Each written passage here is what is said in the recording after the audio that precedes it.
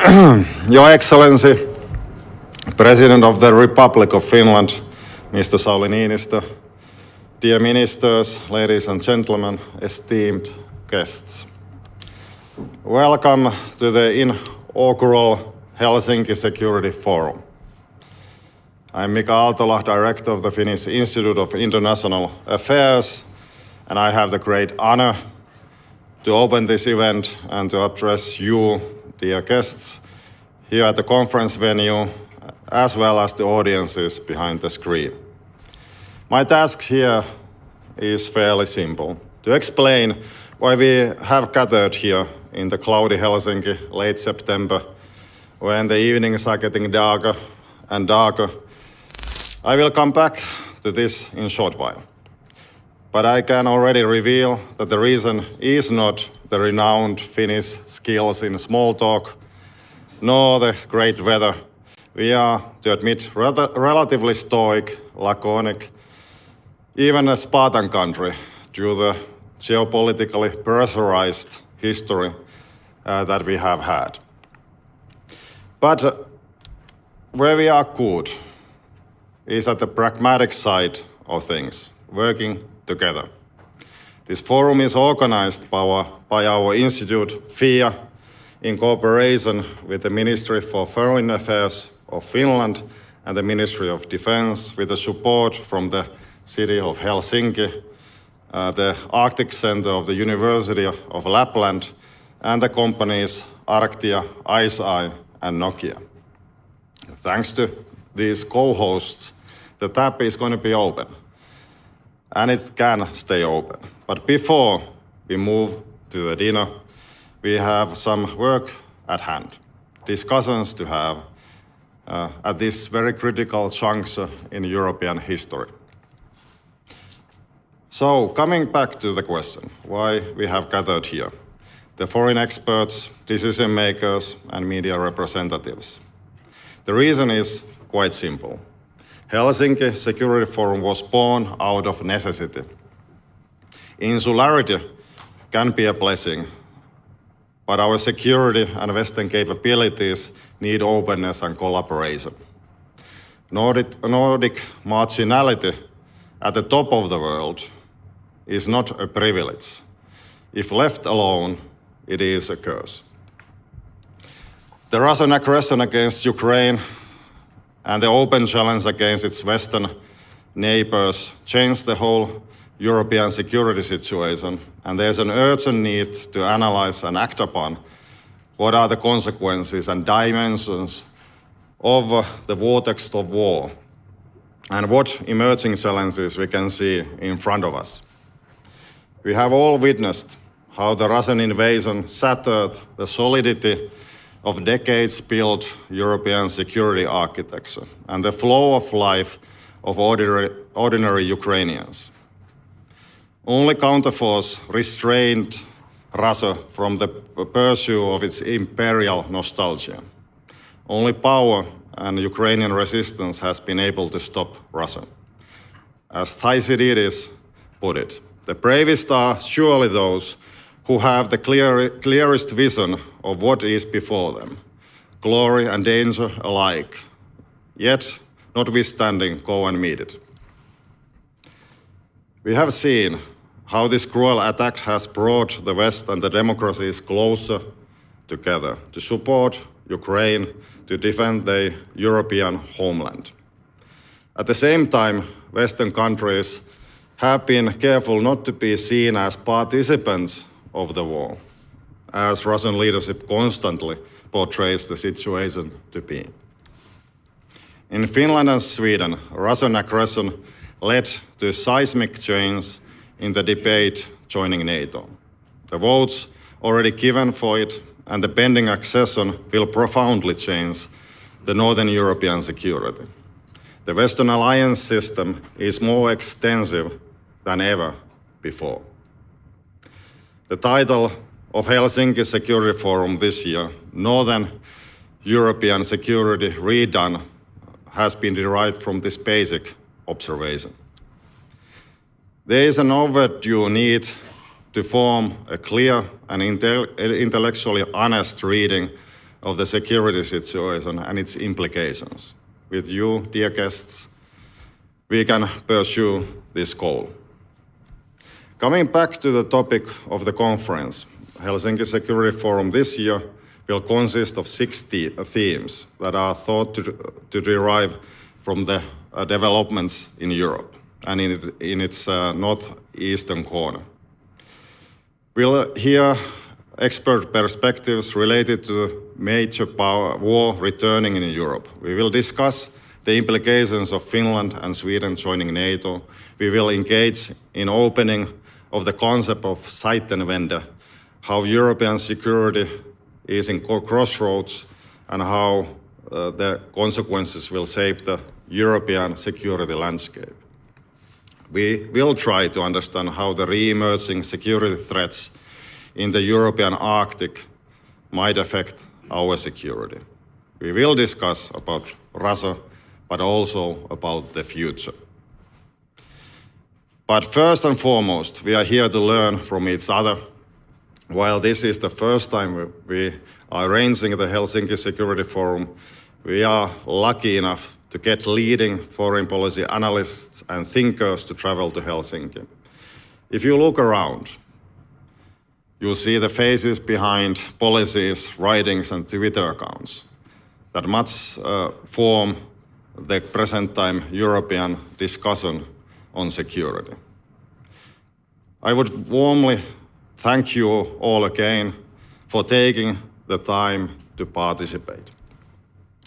This brings me to Helsinki Security Forum, what it is all about. It is about bringing people closer together, fostering dialogue. We welcome open discussions, sharing of expertise and views, and especially frank and rigorous debates on the topics. Our aim is to produce an in-depth analysis of the changing security environment and to outline how we can respond to the challenges ahead of us together. Dear guests, in a short while, we have the chance and honor to hear the thoughts of the President of the Republic, Sauli Niinistö. During the dinner at Suomenlinna later on, the Prime Minister Sanna Marin and the Speaker of the Parliament, Matti Vanhanen, will shed light on how the path to NATO was built. Before I yield the floor to the Chair of FIIA Board, Undersecretary of State, Sauer, I want to present the team responsible for the conference. They are the ones who have been doing the heavy lifting. I cannot take the honor on putting this thing together to make the conference successful. If you have questions and concerns, these colleagues of mine will be of assistance. Kukka Marjakovski has all the information one would ever need. Alana Saula and Kirsi Mertala, perhaps you rise up as well. Don't try to steal these professionals from us. We will catch you on the border if you do that. But on a more serious note, I would like to yield the podium to Sauer. The floor is yours, Kai.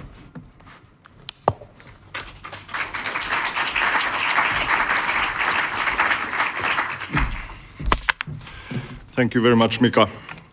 President of the Republic, Sauli Niinistö, Excellencies, distinguished guests of the Helsinki Security Forum. Let me also start by thanking the fantastic FIIA team, which for the past year has worked so hard to make this event happen. As you all know, Finland is a net contributor of security. This has been made very clear time and again as part of our strategic communication during Finland's NATO accession. But today, we are also a net contributor of security conferences. Ladies and gentlemen, the Russian aggression against Ukraine has created significant foreign and security policy shifts. These shifts have happened at an unprecedented speed, also in the case of Finland.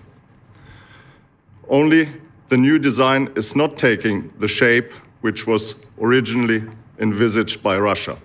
Quite the opposite. The transatlantic partnership has grown even stronger, as has the unity of Europe. Finland and Sweden, following a thorough democratic process and respective sovereign decisions, have decided to join NATO.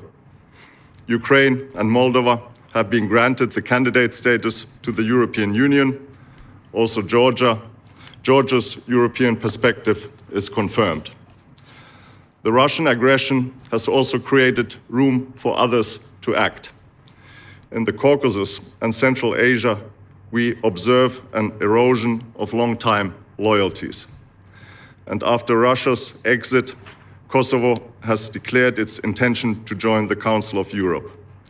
The list of shifts is growing almost by the day. These changes are also sending a strong message about choices and values. They show that in the time of crisis, the pulling power of European and Euro-Atlantic institutions, the European Union and NATO, has grown stronger. This crisis has also proven that most nations continue to prefer freedom and democracy, rule of law, prosperity and security. In stormy weather, when major changes are underway, there's high demand for leadership and decision-making. In Finland's case, these qualities have not been in short supply. I would like to thank President Niinistö for being the patron of the Helsinki Security Forum, and I would like to invite him to deliver the keynote address. Mr. President, the floor is yours.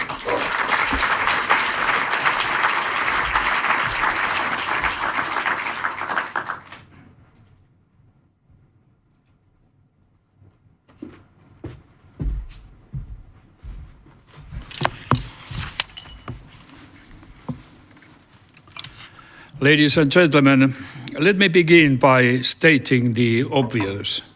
The security situation in Europe is dangerous. We all know this. We all know why this is so.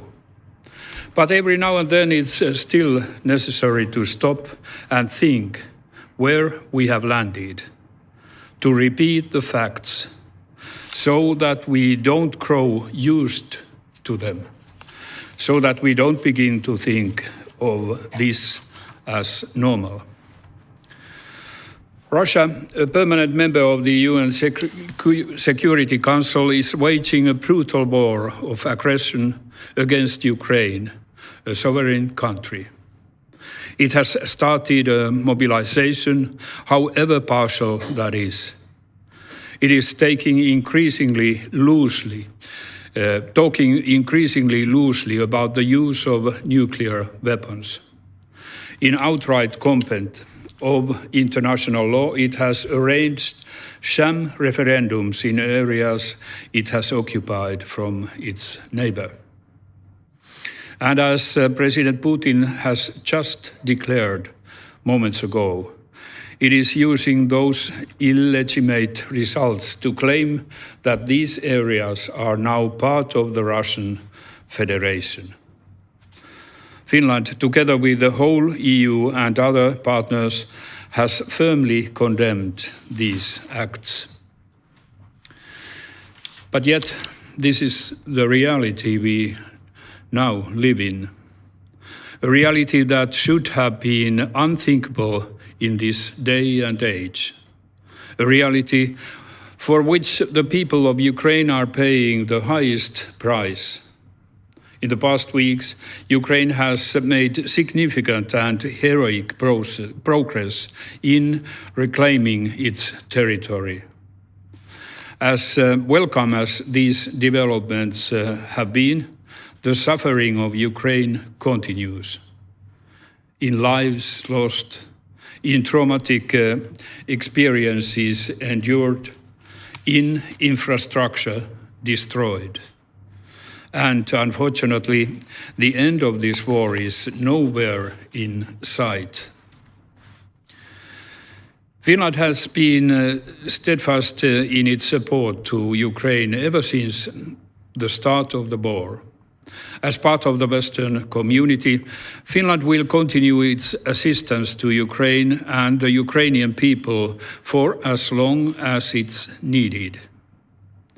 But the impacts of this new reality are not limited to Ukraine. Russia's war has deep, extensive and long-term implications for all of us. In Finland, in Northern Europe, in Europe, and as a whole in the world. Dear friends, dangerous times must not lead to paralysis. We have to be able to act decisively to meet the demands of the new reality. In the case of Finland, the track record of the past years speaks for itself. We have been quick on our feet, bringing about a fundamental change in our foreign and security policy in the midst of a major crisis. At the start of this year, in my New Year's speech, I said that we must know when to hurry and when to have patience. Since then, we have done both. On the other hand, everything has proceeded at a remarkable pace. The key trigger was, of course, the Russian invasion of Ukraine in February. A few days before that in Munich, I told the CNN that on Finland's NATO membership, much depended on what Russia would do in Ukraine. When Russia did what it did, the Finnish citizens and us decision makers as Finnish citizens too drew the necessary conclusions. 7 months later, Finland and Sweden have applied for NATO membership, and 28 countries out of 30 have already ratified our membership. On the other hand, we have needed patience as well. A decision of this magnitude had to be carefully considered. I have referred to our domestic NATO process as a triumph of democracy. During the spring, I considered it important to ensure that this decision was firmly anchored to the Finnish society as widely as possible, making sure that the decision will last not only through the flood of emotions in the early weeks of the war, but also beyond future elections. Major changes must stand the test of time. In our international relations, the process has also been a triumph of diplomacy. Only a week after the Russian invasion began, I was in Washington sounding out the US views on the next steps, both in the White House and in the Congress. In the following weeks and months, together with the government, we actively prepared the ground for NATO membership with all our future allies. The work has borne fruit in the form of the exceptionally rapid ratifications and in the form of bilateral security assurances. And the work continues. Based on the good and constructive conversations we have had with Hungary and Turkey on various levels, I'm confident that the 2 outstanding ratifications will follow in due course. Ladies and gentlemen, when Finland eventually becomes a member of NATO, the most important value added to our security will be the preventive effect of the alliance's joint deterrence. As a NATO member, Finland will participate in the planning and development of that deterrence. It will provide the kind of protection we would not have outside NATO. Of course, NATO membership is also a major significance in the case that this preventive effect is not enough. As a NATO member, Finland will participate in the planning and, if necessary, implementation of the joint deterrence. The bottom line is that Finland is seeking to become a NATO member, full stop. Nothing more, nothing less. We don't have any particular requests or reservations that we would be setting as preconditions for our membership. The Finnish profile in NATO will develop naturally over time and according to changing circumstances. We are not just asking what NATO can do for us. We are also thinking what we can do for NATO, contributing to the security of the whole alliance. As big a step as NATO membership is for Finland, not everything will change. We are not starting from scratch. Although our security environment is changing dramatically, the basic contours of Finland's foreign and security policy remain intact. They just need to be adapted to the new reality. We have never wanted to increase tensions, but we have always made sure that we are also ready for more difficult circumstances. We may not have made the loudest of public statements. Instead, we have decisively built our strong defense, which has now been widely respected. And we are prepared now. When I last spoke at an event hosted by the Finnish Institute of International Affairs, almost exactly a year ago, I revisited the 4 pillars on which Finland's security rests. I said that these pillars change and evolve over time, and that if one weakens and cannot be strengthened, others will have to be able to carry more weight on them. This is exactly what is now happening. First, our national defense. We are now benefiting from the fact that we never let our guard down in the past decades. Our defense is in good shape to begin with, and we are increasingly investing in it. NATO membership does by no means mean that we could start neglecting our own national defense, just the opposite. Finland's membership will double the border NATO currently shares with Russia. For both Finland and NATO, it is of utmost importance that Finland will continue to primarily take care of defending its own territory. When coordinated with the joint planning of the alliance, fulfilling this task has a stabilizing effect that will enhance security in Northern Europe as a whole.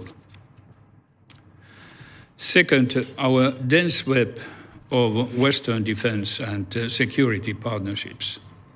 In these dramatically changed circumstances, these partnerships have paid off.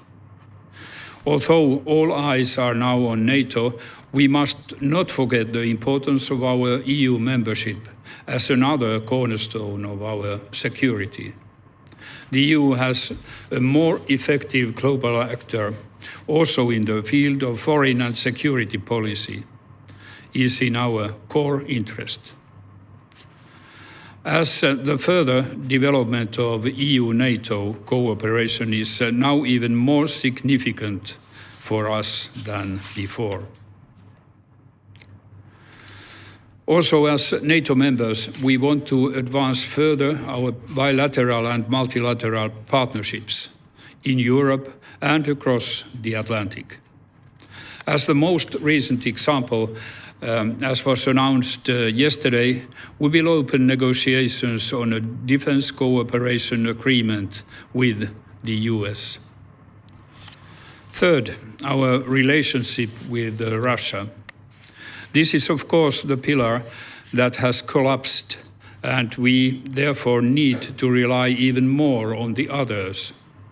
I want to stress that we have never been naive about this. The idea has been to maintain a functioning relationship with Russia as possible at a given point of time. Simultaneously, I have always repeated the old Finnish wisdom that the Cossack takes everything that is loose. At this point in time, any kind of functioning relationship with Russia seems like a very distant prospect. Instead, we need to focus on fixing anything that may still lay loose. But we also need to remember that Russia will not disappear. It will continue to be our neighbor even if there is no turn for the better.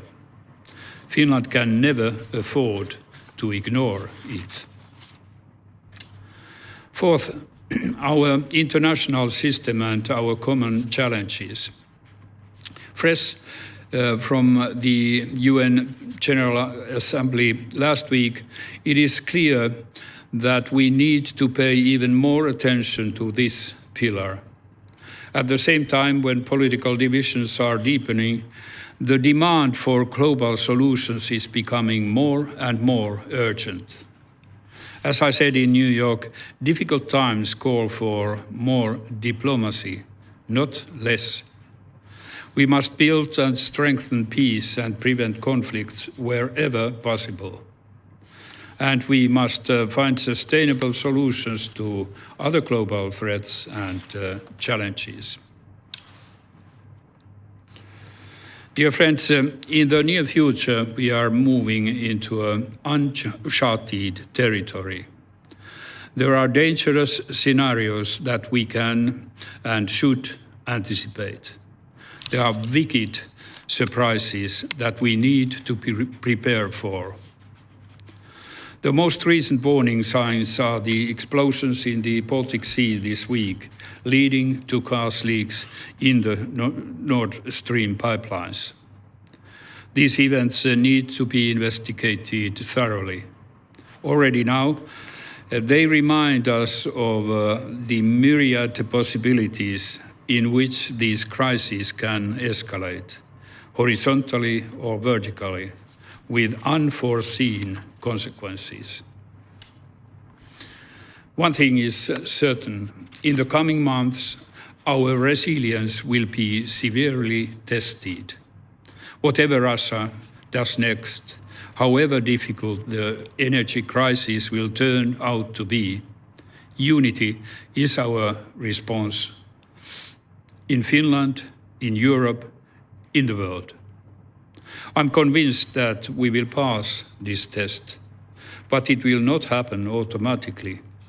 Maintaining our unity, maintaining our resilience will require constant efforts from every single one of us. We must be vigilant. We must be ready for hard choices, and we must make them by sticking together. Ladies and gentlemen, finally, I want to remind us all of the importance of the longer view. Even in times of an acute crisis, we must not lose sight on the long-term objective. It is now very difficult to see how and when the current war will end. But history teaches us that at some point all wars do end. What kind of a security order are we aiming at when this is over? Post-war security orders always have their roots already in the time of the conflict that they follow. The foundations for the League of Nations were laid while the First World War was still raging. The same applies to the United Nations and the Second World War. The CSE, the precursor of the OSCE, was convened at the height of the Cold War. The League of Nations ultimately failed, but the UN and the OSCE still exist, despite being severely challenged. It is in our core interest to continue bolstering these essential institutions as the basis of any future security order. But are we again at such a watershed moment in history where we need to think about something completely new too? At the end of the day, peace is the fundamental ingredient of any sustainable security. Peace is such an important objective that we should spare no efforts in trying to achieve it. So important that even efforts that turn to be futile are worth making. Ladies and gentlemen, I hope this Helsinki Security Forum is able to develop some new ideas on these matters. And I want to wish you all a successful conference. Thank you.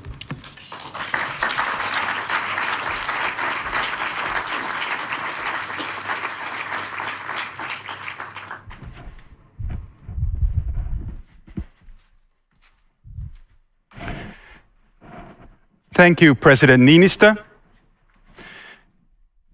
and welcome to this first Helsinki Security Forum.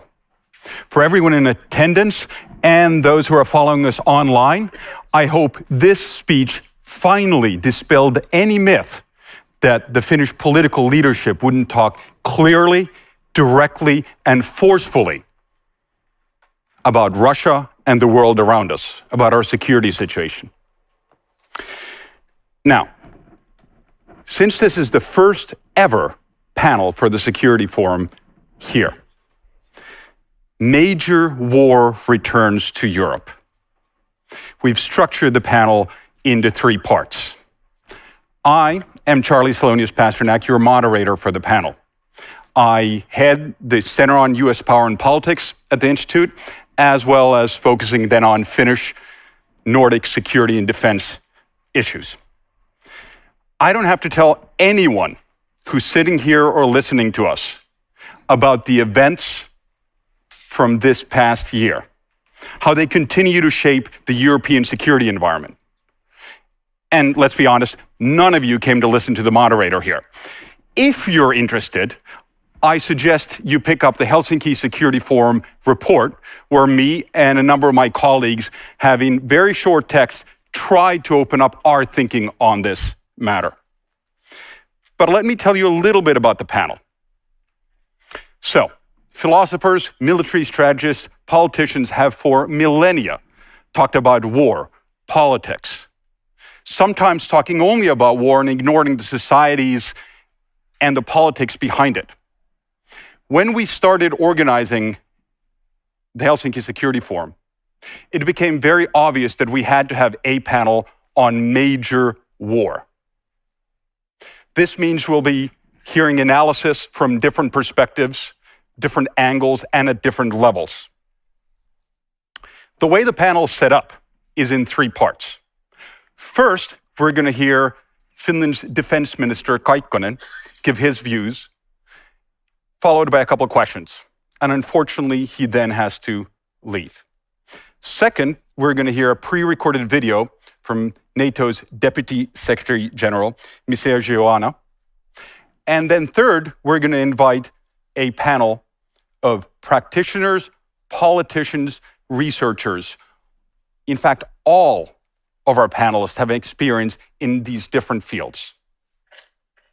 So, Defense Minister Kaikkonen has already also been deputy of the Grand Committee in the Finnish Parliament. He's also been the chair of the Defense Committee. He has a master's degree from University of Helsinki in Social Sciences. And most important for most Finns, he's also a captain in the reserves. Minister Kaikkonen, take it away.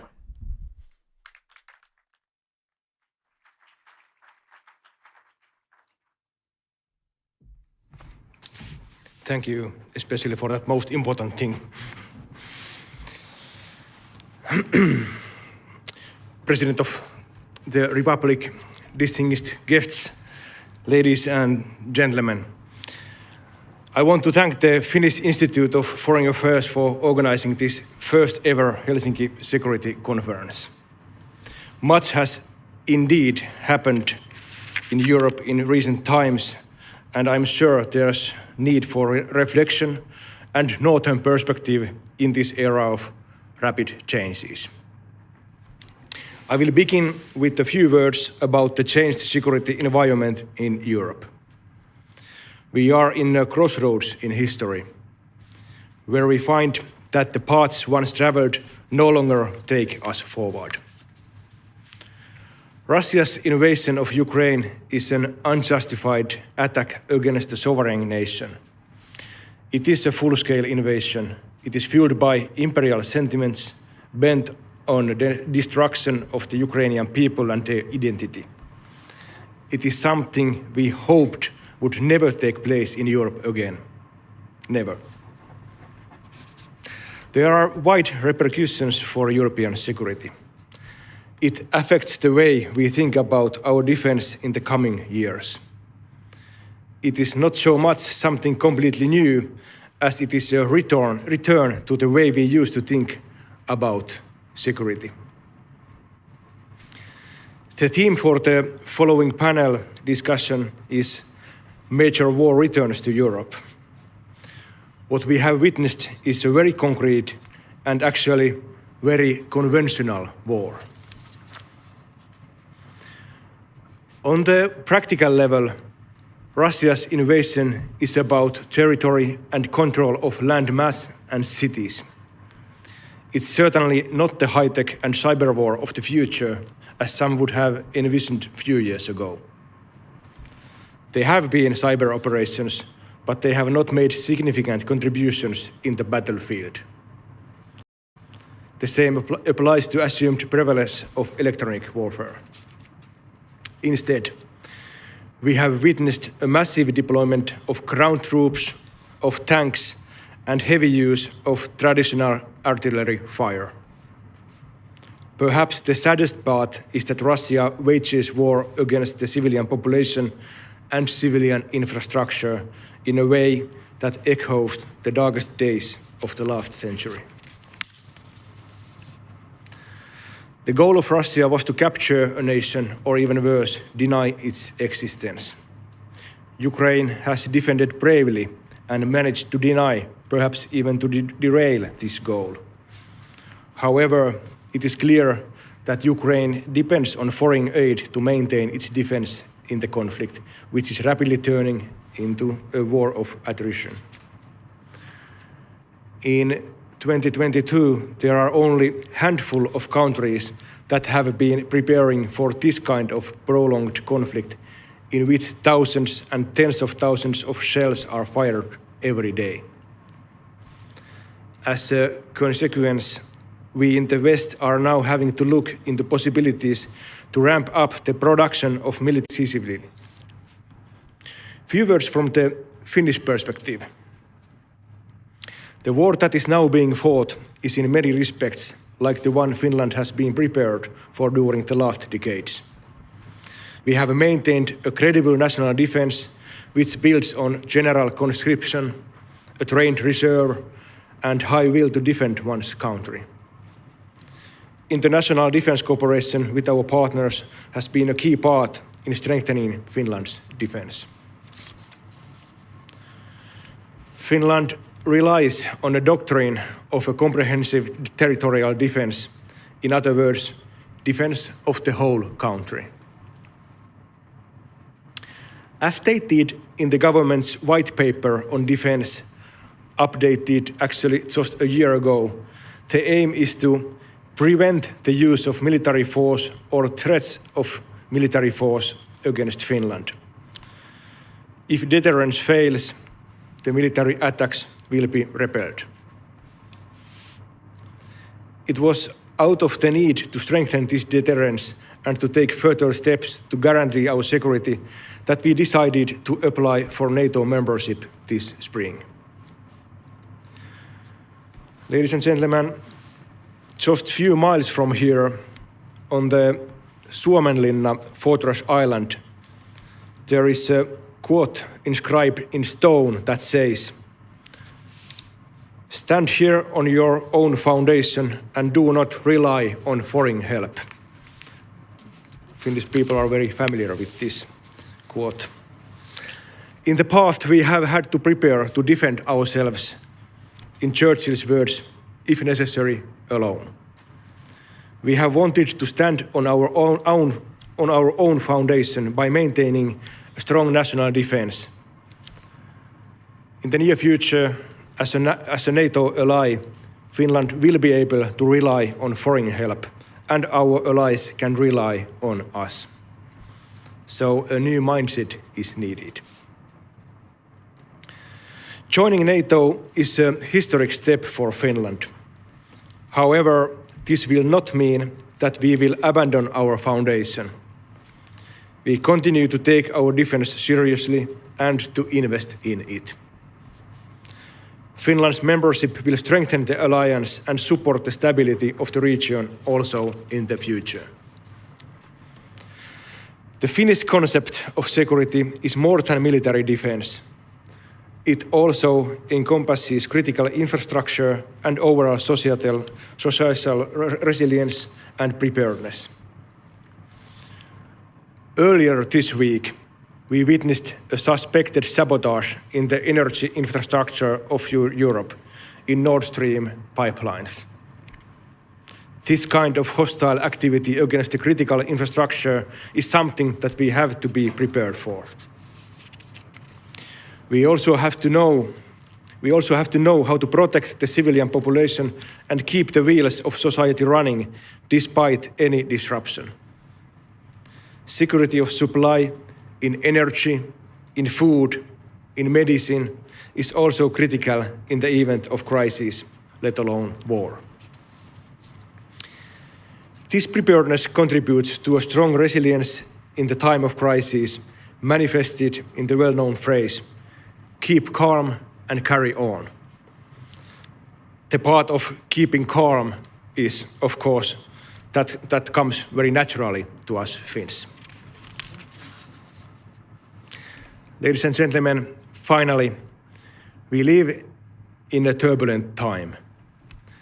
The war being fought in the heart of Europe puts us all in a new situation. We must be ready to defend our democratic values, human rights, and way of life. And we must continue to support Ukraine as they are defending theirs. We follow the fate of Ukraine's occupied regions with great concern. No illegal so-called referenda will change the maps. They remain part of Ukraine. They remain the part of Ukraine. In order to be successful, we have to step up to the challenge of those who have no regard of international law or rule-based order. We need to think comprehensively about our security and work together in order to navigate in the changed security environment. I'm very confident that this first Helsinki Security Forum opens up possibilities for discussion and shared understanding. Thank you.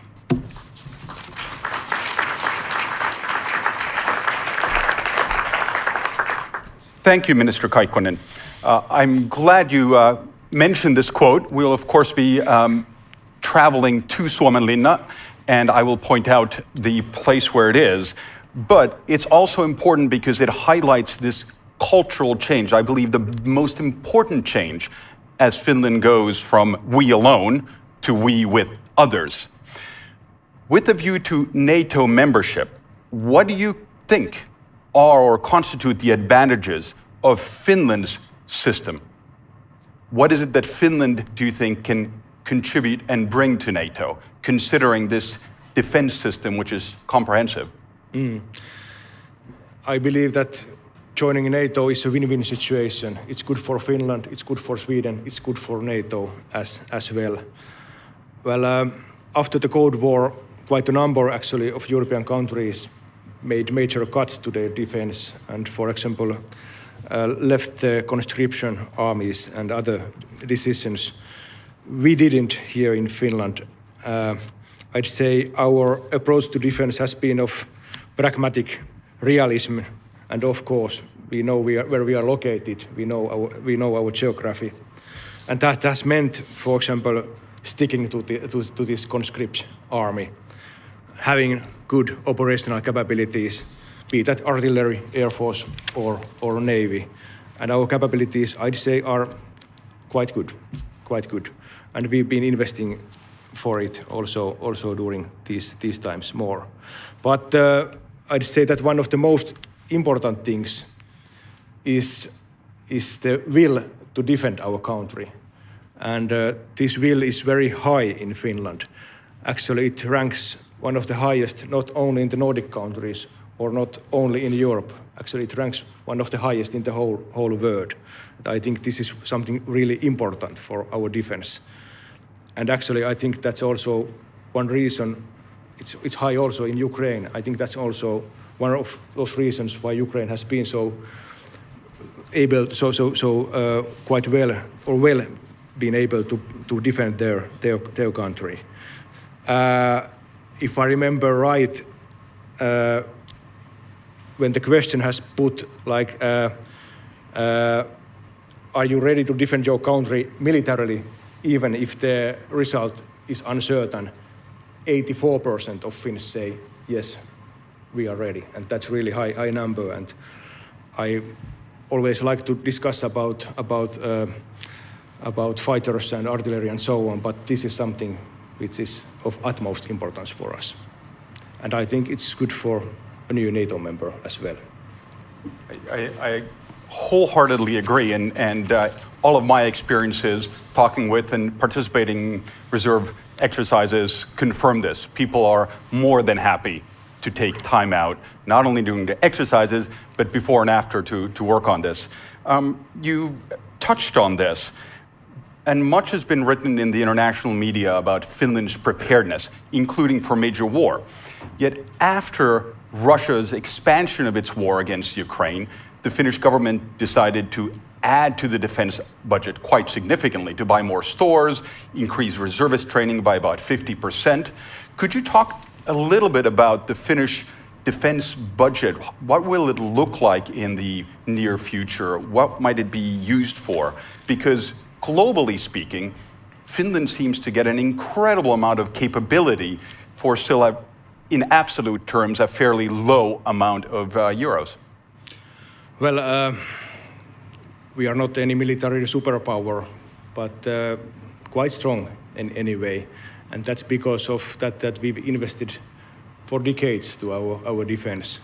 And also during the past few years, for example, investments to our Navy, we are replacing 7 older warships with 4 corvettes, which are now under construction in the city of Rauma.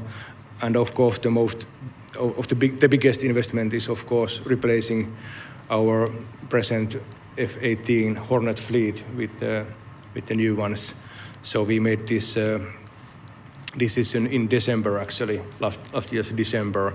So we are procuring, we will procure 64 F-35 fighters. And after the war started in February, we decided of extra funding for our defense. The list is quite long. I'd say generally it's about fulfilling our storages, but it's about billions more to our defense. And actually, overall, our defense budget for next year will be about 6 billion euros. And we will fulfill the criteria of NATO of 2% of GDP next year and also in the coming years. And actually, this 6 billion euros next year, it's also the all-time high of our defense budget. So there's also something about that we do take our defense seriously. All right. Thank you, Minister Kaikkonen. We could continue this conversation all afternoon, but I know you unfortunately have to go. Thank you, and if I could have a round of applause. Thank you.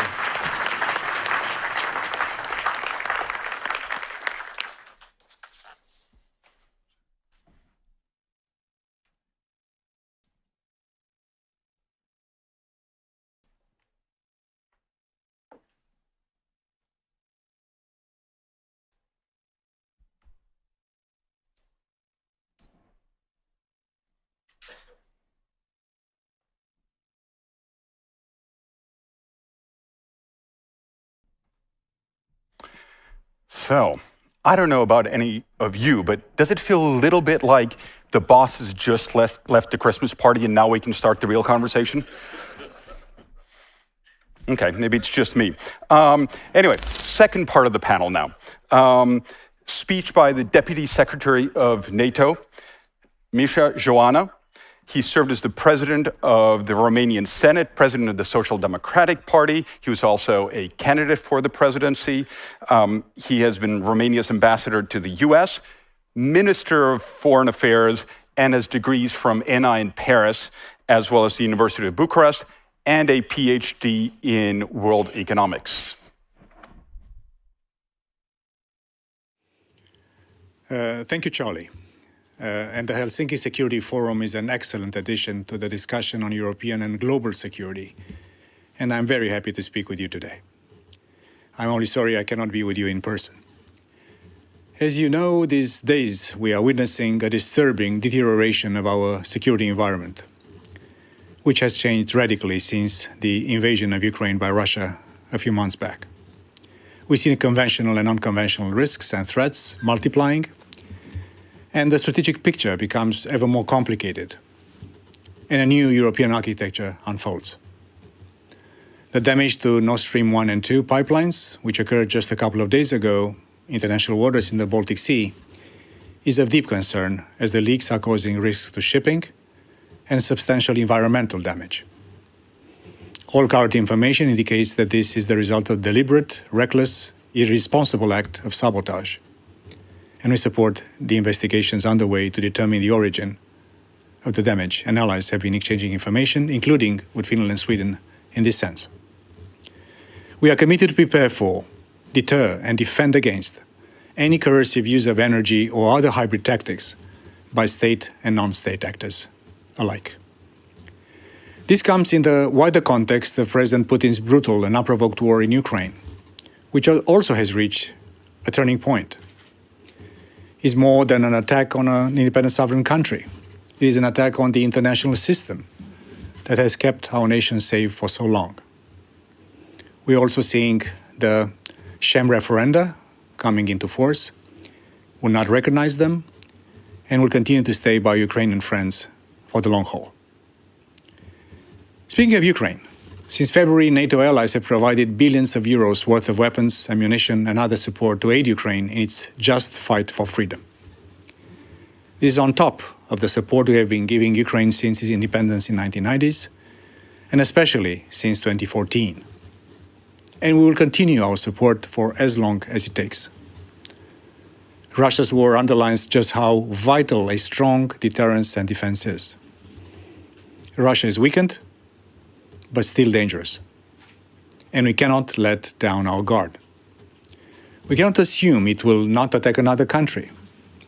Many assumed that it would not launch a full-scale invasion of Ukraine from the beginning. They were wrong. This is why Finland and your neighbor Sweden took the historic step to apply for NATO membership. To seek the protection of Article 5, when an attack on one ally is an attack on all of us. NATO membership will make Finland safer, and Finland will make NATO stronger. Finland in particular brings huge expertise when it comes to national resilience, lessons that are deeply embedded within its society since the end of the Second World War. More widely, having allies on all sides of the Baltic Sea will change the strategic environment in the region and make the defense of the Baltic countries easier and the whole North more coherent. Your membership will change the configuration of what we know as NATO's eastern flank, now stretching, with the accession of Finland and Sweden, from the Barents Sea to the Mediterranean, to the Baltic and the Black Seas, and a significantly longer border with Russia. We must reflect this new reality in our policies, especially initiatives that focus on transport, communications, that enable greater military mobility and readiness. So things like the Three Seas Initiative and the North-South Corridor become even more important. On the security and defense side, the need to ensure readiness also translates in better interconnectivity and eluding all obstacles for military mobility and the movement of people within our community. In addition, you have As Finland, you have deep partnerships with many countries in Asia and Africa and the developing world. You have a sterling reputation. Your diplomacy is first act. Your support and aid has changed destinies for the better in so many places. So you bring to the alliance not only your strategic depth, your armed forces, your society, but also your reputation and your expertise. And this is something that all of us in NATO and in the world will benefit from. So Finland and Sweden will make our alliance stronger, more resilient, and more integrated in the world around us. 20 allies have already ratified your membership, and I'm very much looking forward to welcoming you into our alliance very soon. Russia is the most significant and direct threat to Allied security. But it is not the only challenge. Terrorism, instability, China, disruptive technologies, climate change, all threaten our interest, our people, and our values. We must be strong and we must be agile if we are going to continue to keep our people safe. To guide us, we have the new strategic concept agreed by our leaders at the NATO Madrid summit last June. And the concept reflects the far darker reality we face today. It reaffirms our values, freedom, democracy, the rule of law, and human rights, what the Washington Treaty is based upon. It also states that our main purpose and greatest responsibility is to enable our collective defense, to deter and defend against any threat from any direction. We do this with highly capable forces at a high state of readiness. Since 2014, we have deployed battle groups in the east of our alliance. Now we are significantly increasing the numbers of troops, equipment, quality, and multi-domain presence in the eastern flank. Today, as we speak, there are more than 300 soldiers by next year ready to move at short notice to respond to any contingency to protect every ally. So our role has changed, and so has NATO. And will continue to change to keep our people safe. And of course, we need to do this with partners. And of course, the European Union is the natural partner for NATO. In recent years, NATO and the EU have taken this partnership to new heights.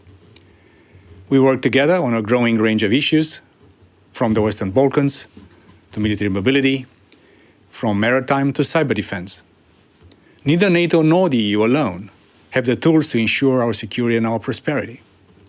But working together, we are a powerful force for good. And a key area for cooperation with the EU is creating stronger societies. And as I said before, we can learn many lessons from Finland. Modern conflict is about far more than guns and tanks.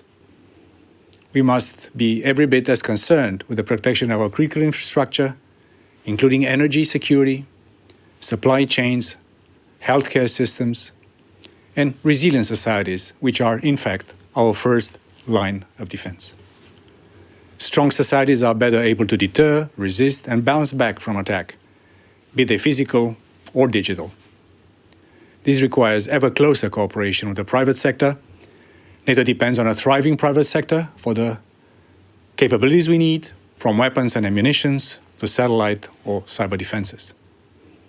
Our societies also depend on industry to keep them running and keep them secure. We are driving this relationship through increasing spending commitments and through new instruments like the €1 billion NATO Innovation Fund and Geoană, the Defense Innovation Accelerator for the North Atlantic. Because leveraging the pool of talent we have in the soon-to-be 32 nations is paramount in keeping our technological edge in the era of great power and fierce great power competition. We have the best academic institutions in the world. We have the finest researchers, the most creative companies, and the best minds. And in free societies where people can challenge and question everything, we have a significant advantage in the development of new technologies and in experimenting and innovating and designing and co-designing a better future for us and for our societies. One word on energy security. We have been too dependent on Russian oil and gas for too long. This is changing rapidly. This is also difficult. We have to be sincere and honest. This is not an easy transition. This is going to be a difficult couple of months ahead of us. But this is something that we need to do And I know that after these difficult moments, we'll be stronger together with a better economic, development and environmental model in Europe, less dependent on blackmail and energy wars like Russia is waging against us, and also an invitation to diversify energy supplies and not be dependent and vulnerable to coercion like we have been for so many long years. Also, we have to make sure that we help Ukraine. We have to help Ukraine not only in defending its right to be a sovereign, independent nation and to choose whatever future they want to choose, but because this is something which is very, very important, not only for Europe, it's also important for the rest of the world.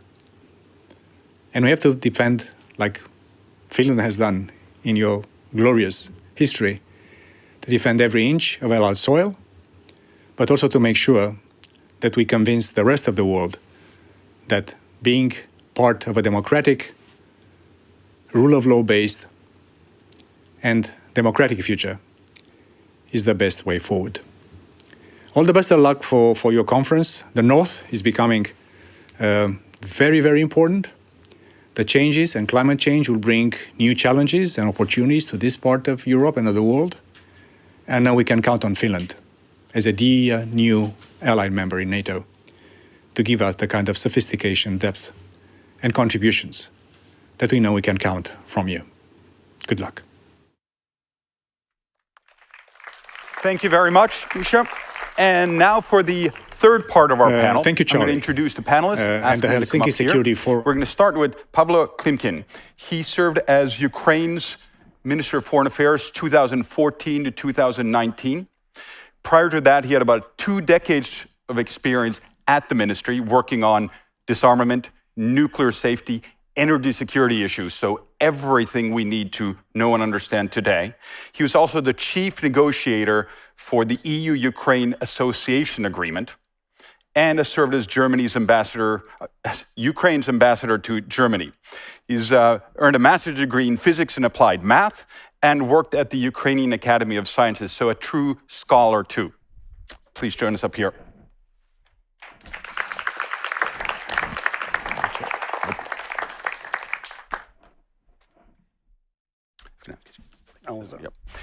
And next, we're going to have Dr. Andrew Michta. He's the Dean of the College of International and Security Studies at the George C. Marshall European Center for Security Studies, non-resident fellow at the Scowcroft Strategy Initiative in the Atlantic Council.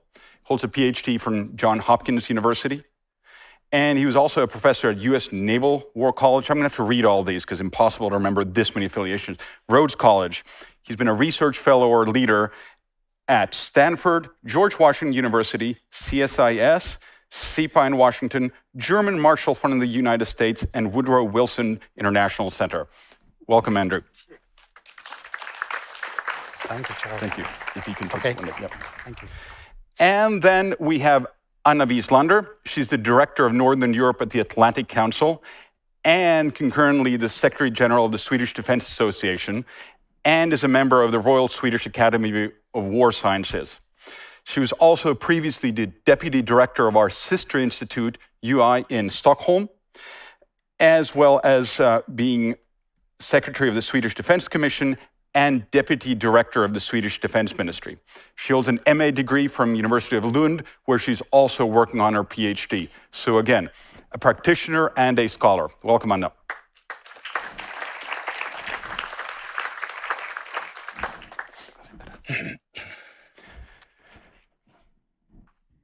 Thank you. Before I let all of you start or give you the word for 5-minute introductory comments, could I have just a quick reflection from each one of you about what you've just heard, either from the Deputy Secretary General's speech or the previous ones? Anna.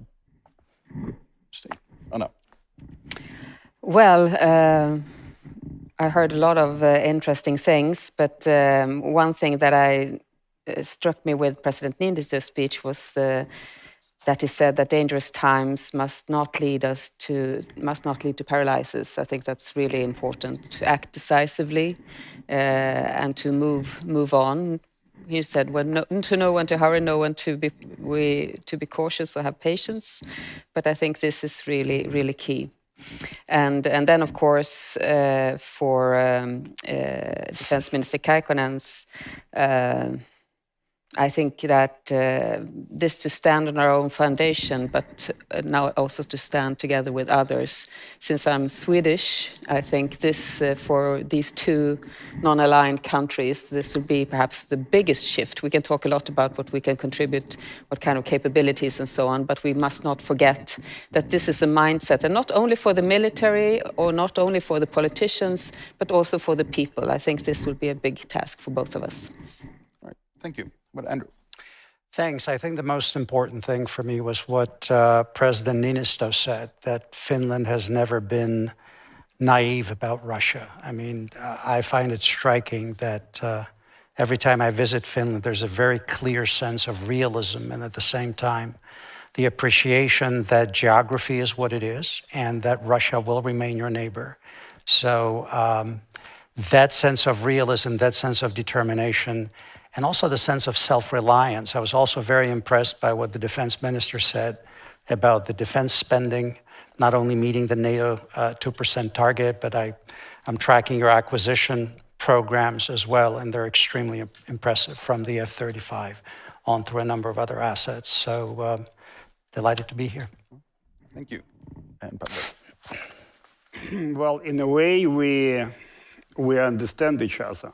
I mean, Ukrainians and Finns, because of our history, because you fought this war against the Soviet Union. And we have to prove Russia and Putin wrong, and simply show that with the real support of the West, we can win this war. And it's a fundamental point for the West, for the Western credibility, and of course a point of survival. What I've missed is the way forward. And I of course understand that talking publicly about it, it's a sort of difficult drive, but still we need a kind of bold thinking, I would say. What should come next? And I'm gonna talk about it in a couple of minutes. One point I both agree and disagree with Antti, and it was a very thoughtful and very good chat, like the one by the president, is actually his definition of our war against Russia as a 20th century war. Well, yes, the firepower is still important and critical. But in the sense how we use drones, software, coordination, it's probably a kind of test for the 21st century. So it's fundamentally different, and we are, in a way, at the beginning of a game changer for the whole history of the future military. But it's just a sense of where I believe we already make a breakthrough. But otherwise, these two were quite good in the sense of supporting Ukraine, but here again, it's what I've missed is a real sense of way forward. All right. We at the end will have some suggestions on the way forward, and I agree that there's probably things that many militaries can learn in terms of flexibility and resilience that we've seen in the last months. Why don't we continue with you? Look, it's of course good to be in front of the crowd of friends, and thanks for standing with Ukraine. It does not sound like a platitude. It does not sound like a slogan for us. Let me map out just 3 simple points to push our today discussions. One point, Putin so far, from everything I can judge and from everything I know, has not changed his goals on fundamentally ruining Ukraine as such, as a country, as a nation, as our history. There is a very deeply sitting sense of mission in his mind and his vision of Ukraine as artificial reality. The reality is the other way around, but you can't, wherever rational or not rational, prove that he fundamentally understands the reality wrong. He just had a speech talking not just about Ukraine, but blaming the West on everything. And the president a couple of minutes ago said very clearly, we are not in the conflict with Russia. You are definitely not in military conflict with Russia, but after the last escalation, after his sham referendum, after Nord Stream 2.1 and Nord Stream 2 blown off, simply ask yourself whether you still would like keep refusing the simple point. You are not in a military conflict, but you are in a conflict. And Putin was talking for 15 minutes about his conflict with the West. Basically blaming West on everything, on blowing Nord Streams, on killing Russian philosophers, on everything. Just read his speech and you understand. Okay, hopefully you understand his mind. Now talking to many people, it's amazing. Many people, saying me, Pavlo, why didn't you tell us all before? And my point was basically, I told you in 2008 that the next should have been Crimea. And I remember all these political consultations in Germany. I actually remember quite well the Chancellor Merkel starting the whole exercise with Nord Stream 2 in 2015, after the Crimea, whatever. So my point, we are in a completely different situation. We are in a new phase of what's going on, in the sense of our war against Russia and in the sense of Putin's perception where we are. My second point. Because you were teasing me up in a friendly sense, of course, that I'm a physicist by education.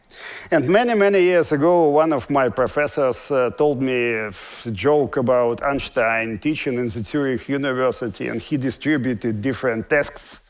And one student raised his hand and said, but professor, these are the same tasks you gave us 2 years ago. Einstein said, fine, but the answers are different. So my second point, the answers are fundamentally different.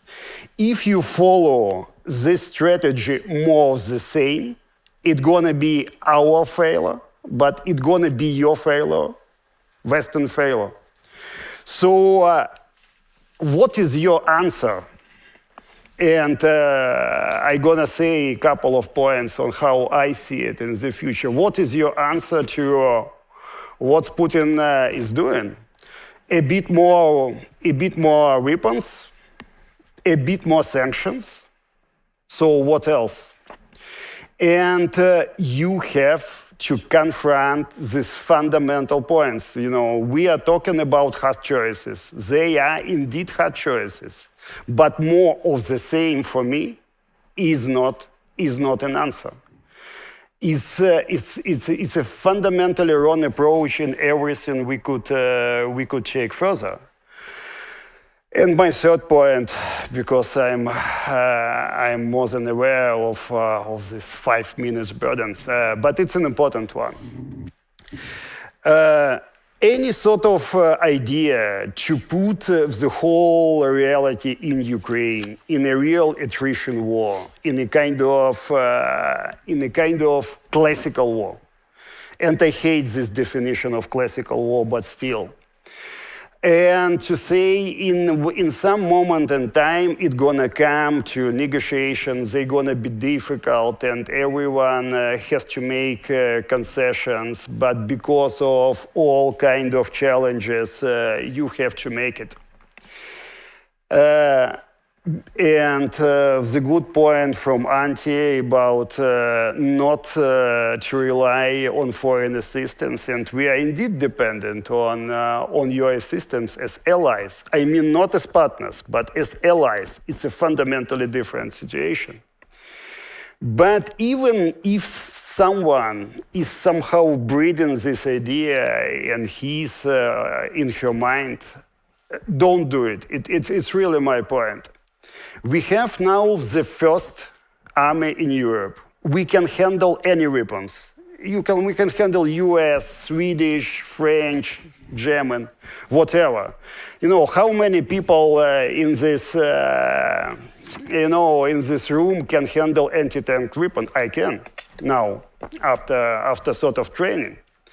So we have 1.1 million people now trained, including police, including everyone else.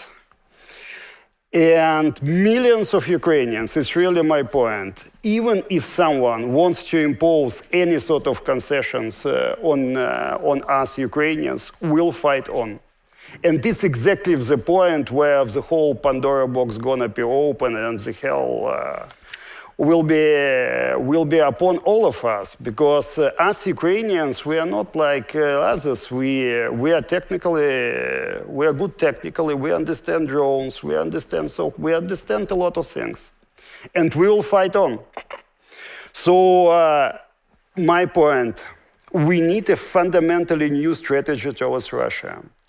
What does it mean to have deterrence with Russia now? It's all gone, you know, all kind of old definitions. What does it mean to have a balance with Russia? What does it mean actually to tackle this Russia? And how are you able and are you going to live together in this, on this planet with Russia? They are all very, very simple points, but we have to confront it. If we try to evade it, we are fundamentally nowhere.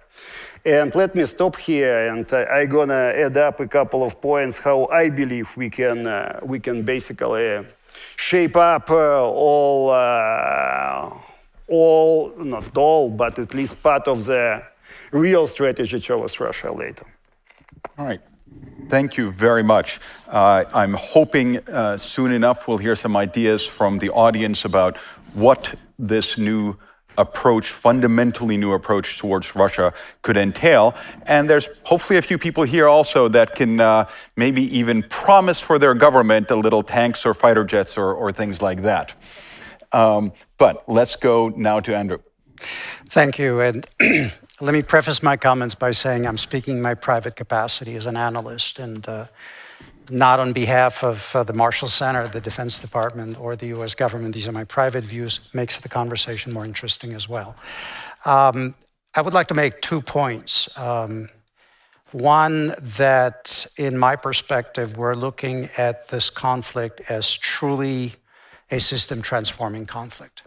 Not just at the level of the European theater, but also globally.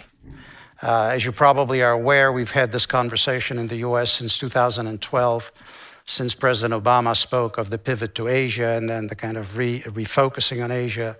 And China remains this huge problem set for us. We talk about it as a pacing threat in our various documents. But I think this war showed very clearly that the United States is both the transatlantic and the Pacific power. That we are anchored in both Europe and in Asia. And I think wars have a tendency to verify and check a lot of theorizing and a lot of debates in policy community. And I think that's a very powerful message. The response from the Biden administration, the speed of that response, the determination, I think sent just the right message. The second thing I would say here from my perspective is that we are most likely kind of within 3 broad objectives when it comes to this conflict.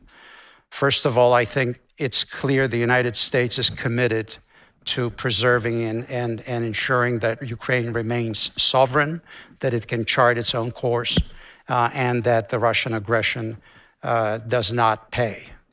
And I think this is something that we should keep in mind, because Russian victory in this conflict, in my view, would be a civilizational win. It would change the way Europe operates going forward. So it's not just state-on-state conflict. I think it's something much larger than that. Point number two, I think it's clearly vital that NATO remains politically unified. I mean, what this war has done, it's brought about a kind of unanimity in the political realm that not so long ago people thought was not attainable. We talked about regionalized security optics. Countries on the flank saw more of the Russia threat. Countries further west, like France, for example, would be more focused on Africa, the Mediterranean. Germany was trying to manage, in my view, the Russian relationship through economic and political means. So this fact that we have all come together, and I work in Germany, I live in Germany, listening to Chancellor Scholz deliver his speech, the Zeitenwende speech was truly, I think, something that has changed the entire focus of our conversation.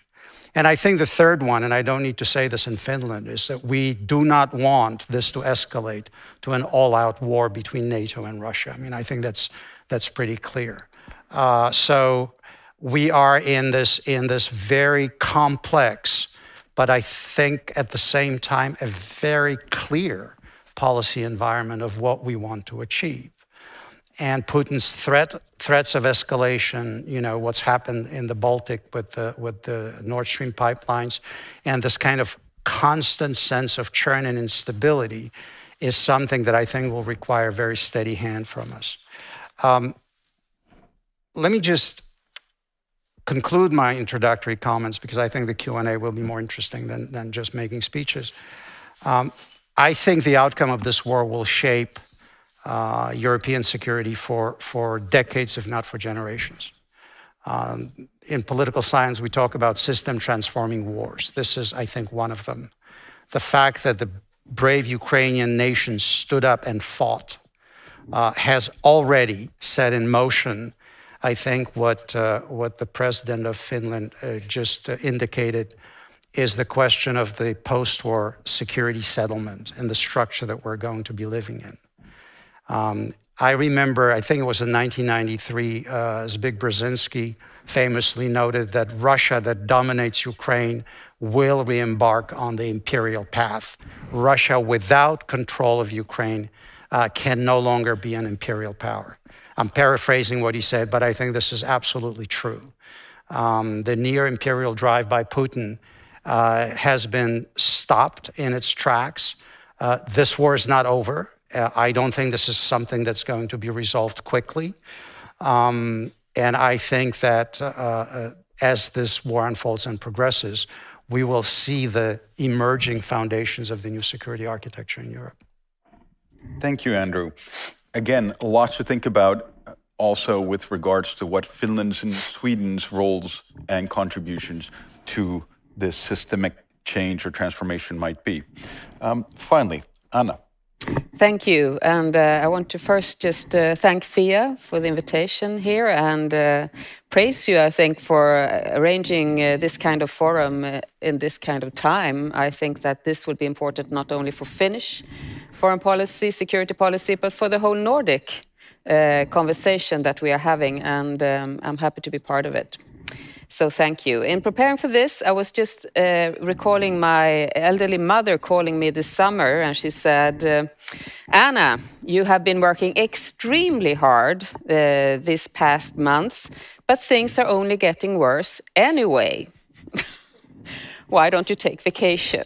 So, since you always should listen to your mother, I did. But we are here now anyway on this horrible historic day, I think, in a way that we see that Russia is claiming illegally even more regions from Ukraine.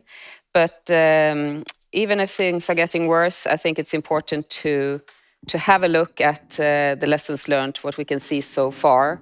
History does not repeat itself, but it often rhymes, and there are things that we can learn from this, paraphrasing Mark Twain there. First lessons learned that I wanted to lift up, I think, is that Ukraine is part of Europe. And accordingly, if we stick to the vision of a Europe whole and free, Ukraine have to be part of that. And I emphasize that because I think it's important to be honest. And before the war, there was quite a lot of hesitation, I would argue, in capitals around Europe, whether Ukraine actually was fully part of Europe, or if we were frankly comfortable in having Ukraine a little bit on the edge, a little bit in between, and not having to take decisive steps, as President Niinistö pointed at. And I think we have to acknowledge that it was not until the Ukrainians demonstrated that they would fight for their freedom, for their democracy with their own lives, that we realized that Ukraine is based on the same values system, the same community as we are in the established Europe. And the fact that President Zelensky led the way by refusing to go in exile, that he stayed with the people in Kiev, to my mind, that was one of Putin's actually first major miscalculations. But it was not only Putin's miscalculation, it was also a miscalculation from us in the West, and we had to kind of shift pretty quickly and change the way we looked at things. And I think I want to point at this because it has implications not only for Ukraine, but for other areas that are contested space that are part of Europe and would be part of Europe whole and free.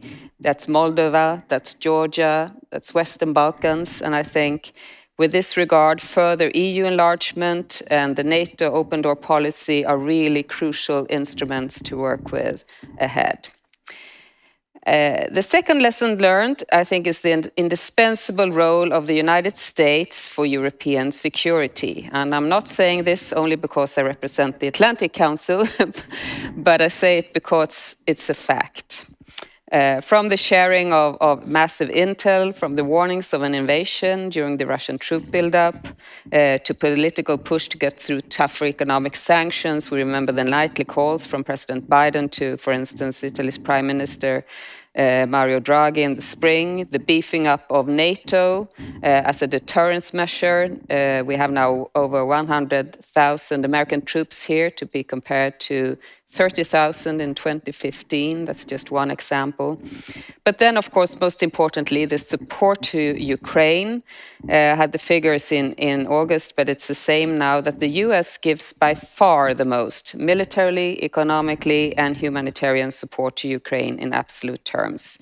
Only EU institutions give more financial aid, but EU institutions and all EU member states combined give less total aid than the United States.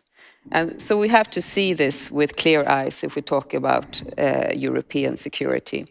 You can draw many conclusions of this, but it's clear that NATO, then, which is the transatlantic kind of instrument for the US, in sharp contrast to Mr. Putin's intentions, is stronger and more attractive than ever. And I think that the fact that Sweden and Finland has abandoned their long-term security policy to apply for NATO membership is just one sign of this. NATO is the framework in which European defense and deterrence will be strengthened. NATO, not the EU. And I think we need to have a very pragmatic approach here in order for this to work ahead. The role of the EU when it comes to defense is mainly to serve as a vehicle to jointly develop capabilities that are of use identified within the NATO framework. And this is the way we have to proceed. It is an important point ahead. Thirdly, lastly, I make the same point as the President and as Andrew has done. Unity is the strongest weapon of the West, and that's also why Russia targets this repeatedly over and over again. In my interpretation, what happened in the Baltic Sea this week is just another of those attempts to shoot at our unity, this time when it comes to energy security. Of course, you had the Russians themselves commenting that this affects the energy security of the whole continent. Well, yes, it does, but it also plays on the fear that this will happen during the winter and the risk of lack of unity. It's a test of our resolve, but it's also a warning that Russia is still capable of power projection elsewhere and not completely preoccupied with what's going on in Ukraine. So unity is our biggest challenge, but it's also our greatest accomplishment so far. And the unity to stand with Ukraine and to explain to Europeans and Americans that there is a cost for peace, also for us, and that we should be willing to pay it. I think that's really crucial ahead, and that goes not only for Europe, but for the whole transatlantic community. Thank you. Thank you, Anna. And you started with saying something which now maybe seems obvious, but had you said it even a year ago, you would have gotten far more pushback. Ukraine is a part of Europe. And I think that's a fundamental change in how many people, including in Finland, see things. Now, I'm assuming there's a whole host of questions from the audience, so I'd like to, in fact, take a few at a time. That way, if there's a question aimed at only one of our panelists, everyone can participate in it. I may know a chunk of you at least, but please introduce yourself and give us your affiliation for the benefit of the panelists as well as those following online. Who wants to start? All right, I see one hand right here. Thank you, Charlie. Is this on? Yes. Okay. Minna Olander, I'm a research fellow at the Finnish Institute for International Affairs.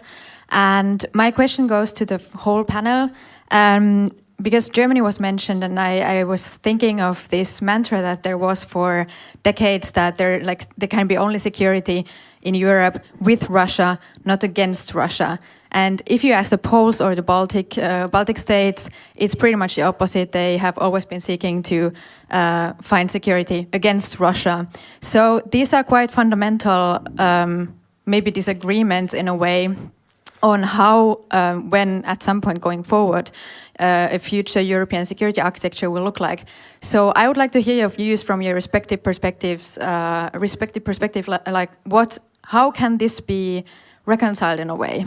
How to find a way to keep Europe unified and also more generally the Western Alliance? Thank you. Okay, thank you. We'll start with changes in perspectives. I'm expecting more hands, but let's answer this then first.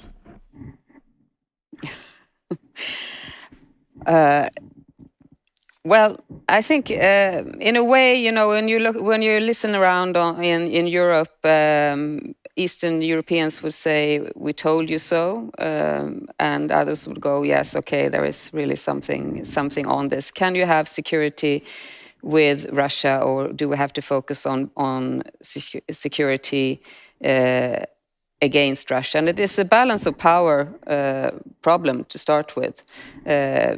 But to my mind, I think that we have to be honest in this. To have a security order which is focused on how we strengthen order within what I call Europe, and then again including some of those who are not fully part yet, and being aware of that we need to deal with Russia as something that we balance against to keep a regional order which does not include them. I think that's the right way to go, but that is not to say that there are not avenues for dialogue with Russia. Of course, I mean, China is not part of the European security architecture, but of course, there are still paths to dialogue with Russia, with China, for instance, and you will always have it with Russia. But to build security a whole, we have to be honest, what we tried to build after the end of the Cold War, the whole, full all European security architecture, where we all sat around the table, all discussed, that was only possible because there was trust in between us. And when there is no trust, when you have an aggressor or attempted aggressor, that is not possible to have as a working cooperative order. You have to find other structures. And I think that's what we need to aim at, to be realistic. But that does not mean complete containment or lack of communication. Thanks for the question. It's absolutely central. So I've got relatives in Tennessee who like to say, if you find yourself in a hole, stop digging, Europe has been digging itself into a hole on hard security for over 2 decades now, if not longer. I mean, we really have to appreciate the extent of the European disarmament and the lack of capabilities as a result of what has been happening. The assumptions that hard security no longer is at the top. Every time I travel from the Baltic states or Finland, Poland, Romania, there's a very keen sense that they're bordering on Russia, and there's a memory of Russian behavior. And then, of course, if you look at every single time when Putin used military power, he got away with it and he scored geopolitical wins. 2008 Georgia, 2014 Ukraine, 2015 Syria, and this was supposed to be yet another case of that.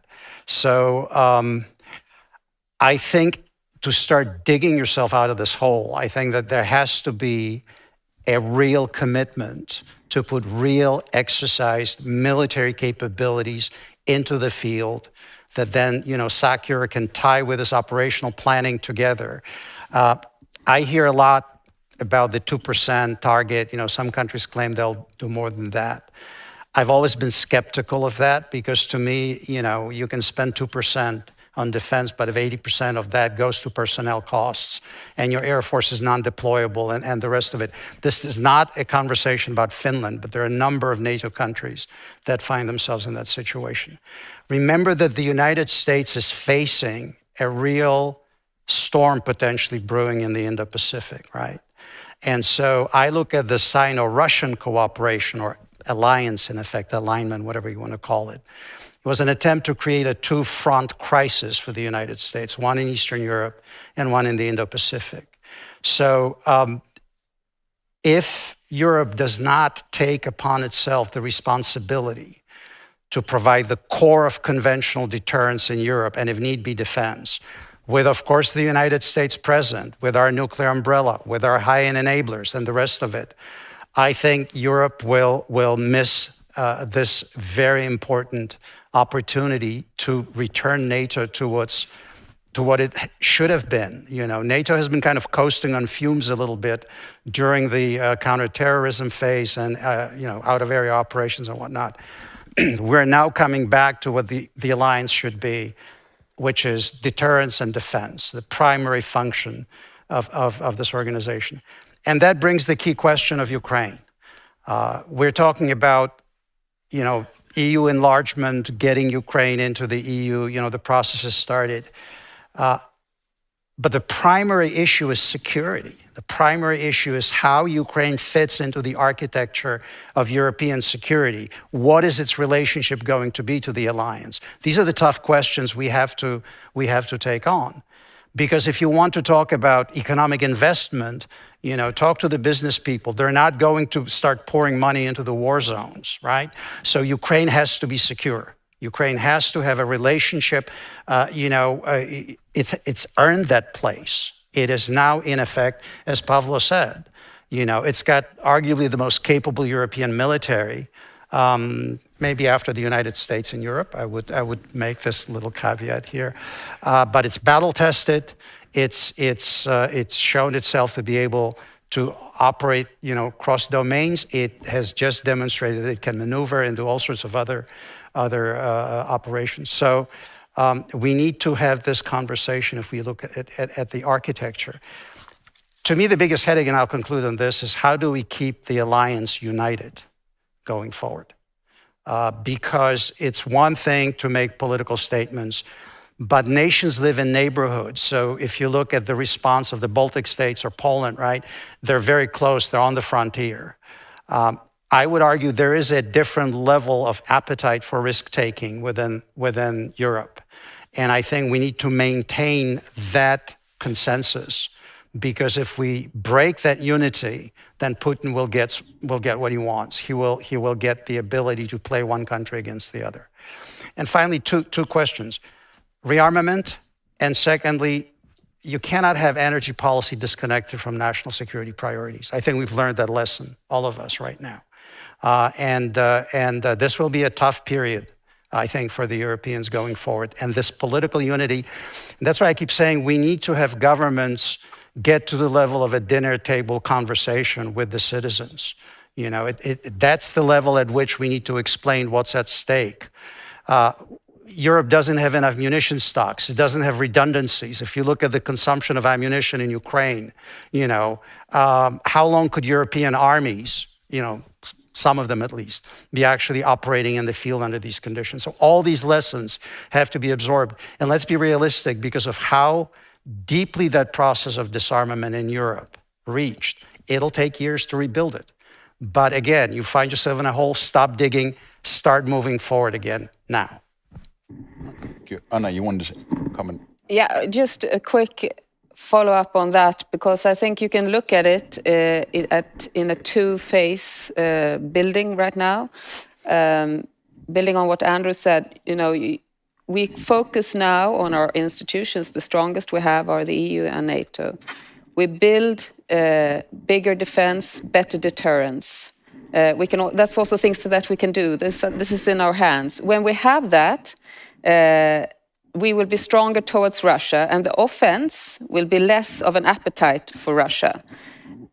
Therefore, there are bigger, therefore I see that in the next step, if you want to talk about cooperation with Russia, which is important for some European states, I think you have to see it this way. Where we have this ongoing war, when we have this preparation, where we have nothing, not much to get from a dialogue with Russia, we can still build ourselves and focus on strength. And that will give us a better position when things on the ground have changed, not only for Ukraine, but for the whole of us.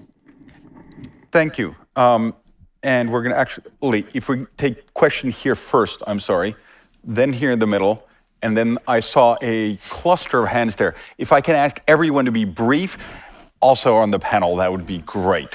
Thank you, Charlie. I'll be very brief. Boris Ruger, Munich Security Conference. I have a question for Pavlo. You spoke about the need for a fundamentally new strategy vis-à-vis Russia, and I'm sure you're right.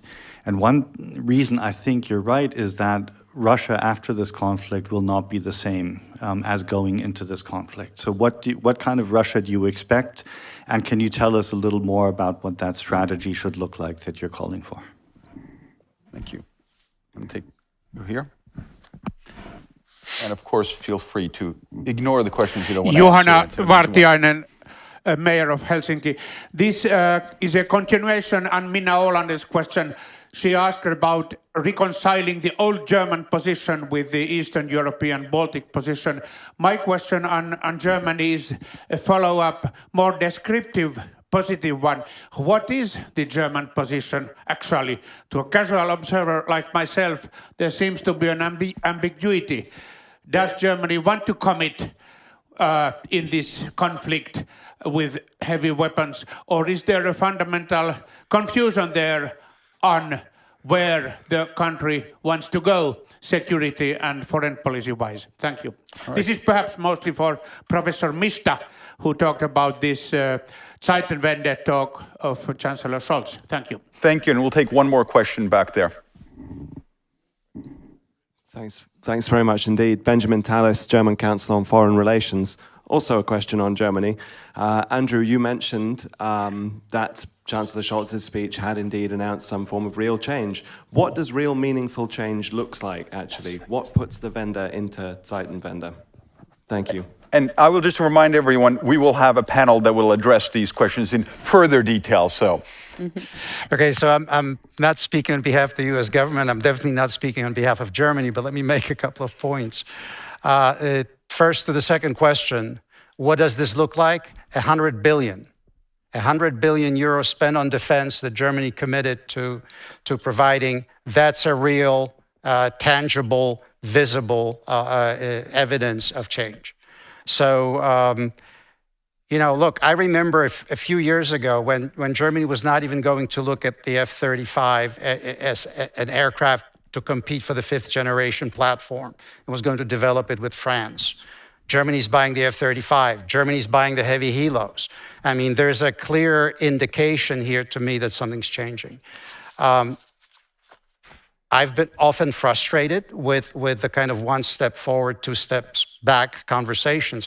But I tell you one thing, this is a change of not just policy, this is a change of strategic culture in Germany.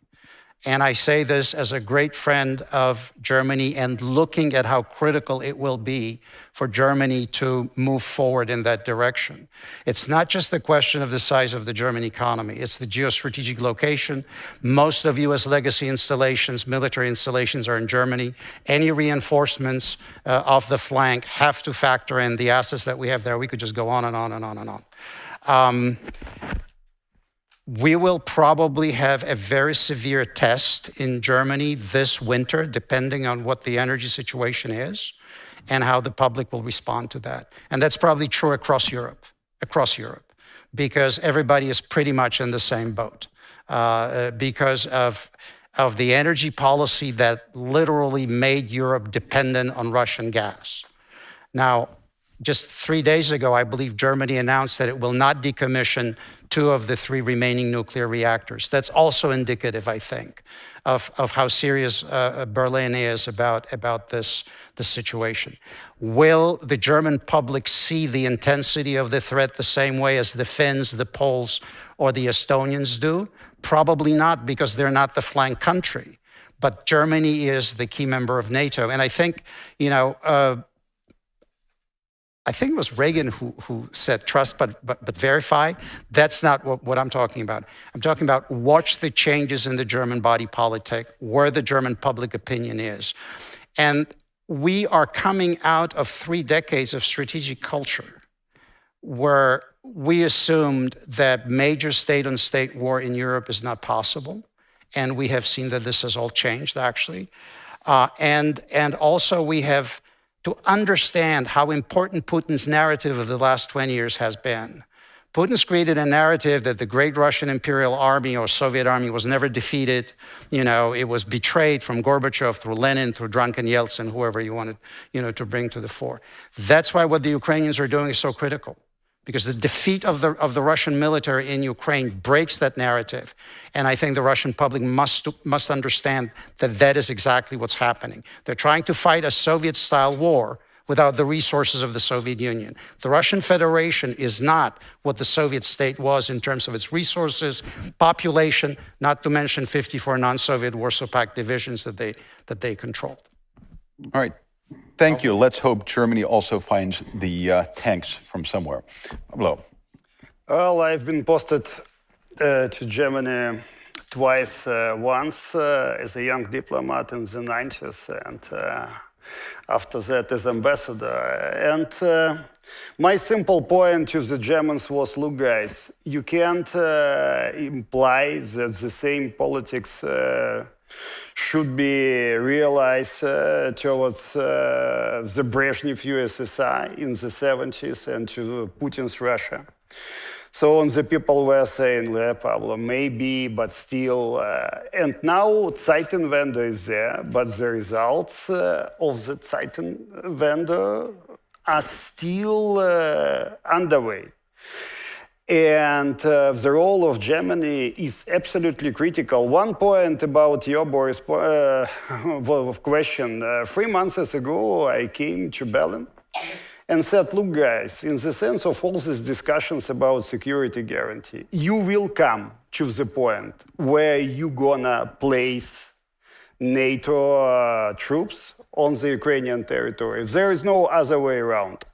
Like my old friend, okay, he's too old for me, but Henry Kissinger once said, Ukraine should be considered now formally or informally as a part of NATO. You can play with formalities, and Vladimir Zelensky, as I understand, a couple of minutes ago, formally addressed NATO to get NATO membership on a special procedure, but at least informally you will come. That it's just the only option. There is no other way around. And 3 months ago in Berlin, they told me, look, Pavlo, yeah, maybe you're a smart guy, almost all your predictions are fine, but you are totally crazy. Let's wrap up our lunch and discuss something else, and of course. But my point is very simple. Ukraine is the only chance for Europe and European Union to become global player. Point. There is no other chance. Otherwise, Europe is where Europe is fundamentally now. Even the decision to grant Ukraine the candidate status is geopolitical because never ever any country got candidate status in the time of war. In 2003, in Thessaloniki, the Western Balkans have been granted such status after the war.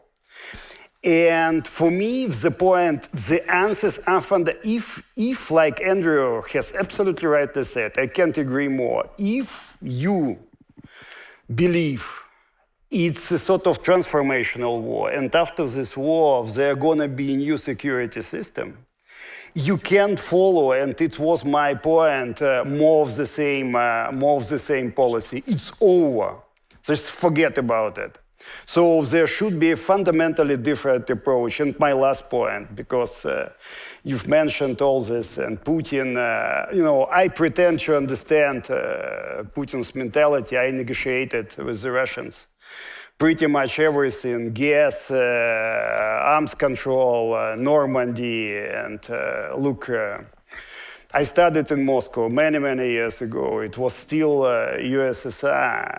You can talk to the Russians and you can talk to Putin, but only and ultimately from the point of strength.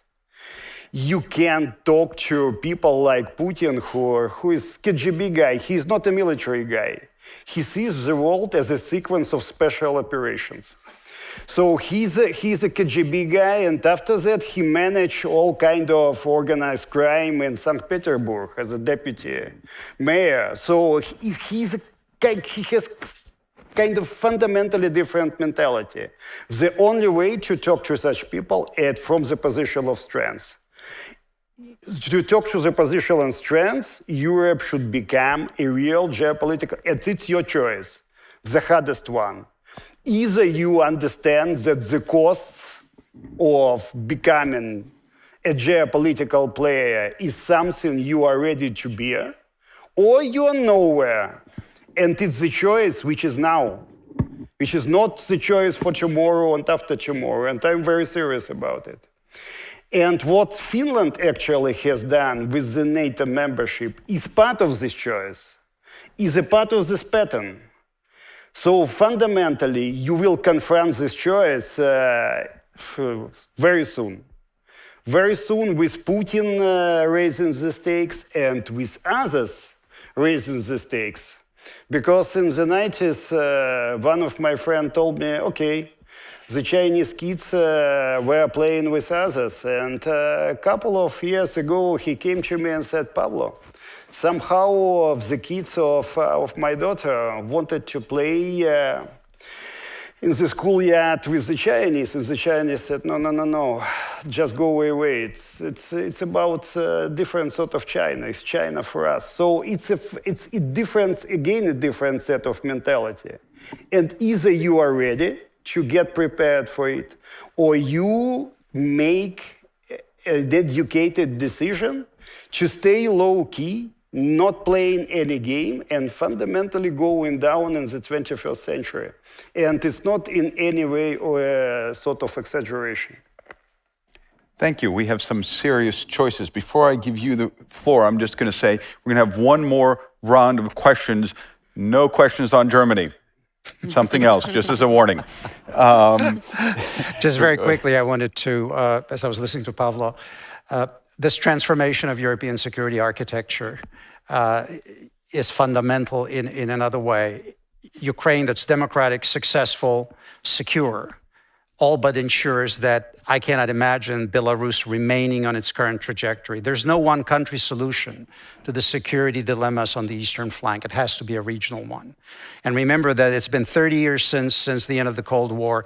A new generation of Belarusian men and women has grown up under these conditions with the sense of statehood and the kind of strengthening national identity. The fact that these young men and women were in the streets while they were being beaten by Lukashenko's goons to protest the stolen election. A thriving free Ukraine is an example that I think would make it just a matter of time before you would also see a change, a democratic change or a transformation in Belarus. And that changes the entire security equation along the flanks, in my view. Thank you. I'm going to take two questions. One up here, thank you. One, I saw a hand back there. And just so you can prepare, at the same time, you can give any final reflections. Okay. You're answering questions. Thanks very much. Jessica Berlin, visiting fellow at GMF. Promise not to ask about Germany. So in the context of all these remarks about European unity and our long-term need to rise as a security power, a very immediate term question, especially in the face of Putin's speech this afternoon, what in your minds should be the minimum response from NATO if Russia deploys a nuclear weapon in Ukraine? Deploys what? A nuclear weapon.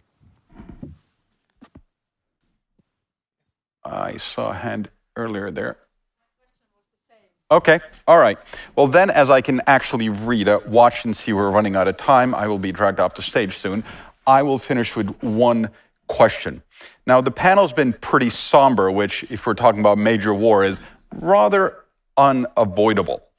But I'd like to ask all of you, and everyone in the audience, whether or not sitting here or online, can hopefully come up with something of their own answer, maybe ask someone else later in the evening what their answer is. Now, it's too early for us to know what will come, but if each one of you were given the responsibility to design future European security order, what would it look like? What would be the key pillars so that we and future generations could avoid the scourge of war?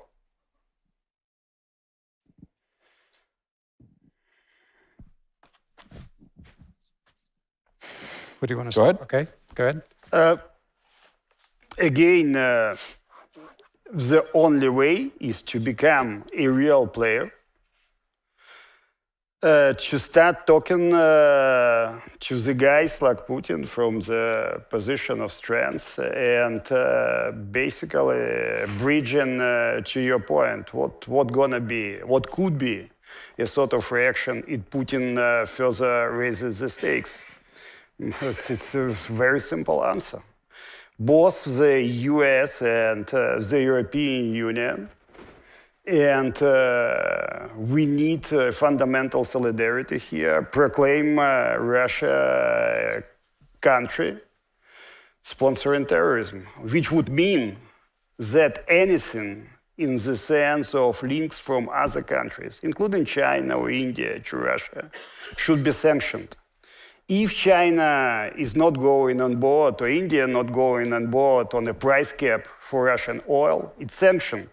So fundamentally, start not just directly sanctioning Russia, but sanctioning others who help Russia. And Russia is done. It's not just about more of the weapons. It's not just about more of the sanctions. Just change the whole horizon. There could be a number of other steps I would probably refrain from discussing publicly. Yeah? But the answer is crystal clear. The only point whether you have political will to start pulling it off. Thank you. Andrew. What would this security architecture look like? the fact that Finland and Sweden are joining the alliance transforms the entire flank. It's not just the length of the frontier.